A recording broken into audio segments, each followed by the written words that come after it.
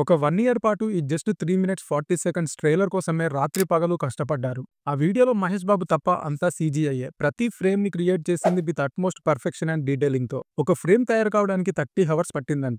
చాలా మంది technicians, cast and క్రూతో క్రోర్స్ ఆఫ్ మనీ పెట్టి 1 ఇయర్ కష్టపడి తయారు చేసిన దాన్ని మనకి ద బెస్ట్ పాసిబుల్ వేలో చూపించాలని అంత పెద్ద స్క్రీన్‌ని సెటప్ చేశాడు. బిలీవ్ మీ, ఆ సెటప్ చూస్తే మీరే షాక్ అవుతారు. జస్ట్ మనకి చూపించడానికే ఇంత చేశాడు.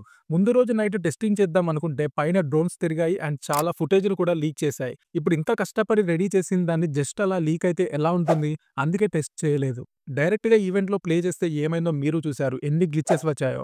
ఒకసారి సౌండ్ వస్తే పిక్చర్ రాదు, పిక్చర్ వస్తే సౌండ్ రాదు. ఇంత జరిగాక ఒక మనిషికి నర్వస్‌నెస్ అండ్ భయం రాదా? ఒకటి చూపిద్దామని, చెప్దామని ఇంత సెటప్ చేస్తే ఏది వర్క్ అవ్వలేదు. అండ్ రాజమౌళి గారికి ఒక ఏడుపే తక్కువైంది. అది కూడా చాలా కంట్రోల్ చేసుకున్నాడు. ఆయన వాయిస్‌లో అది గమనించొచ్చు. ఆయన హనుమంతుడి గురించి అన్నది ఎలా అనిపించిందంటే, హనుమ వెనకాల ఉంటాడు, గుండె తట్టి నడిపిస్తాడు అని చెప్పారు. ఇలా అయిన వెంటనే కోపం వచ్చింది, ఇదేనా నడిపించేది అని.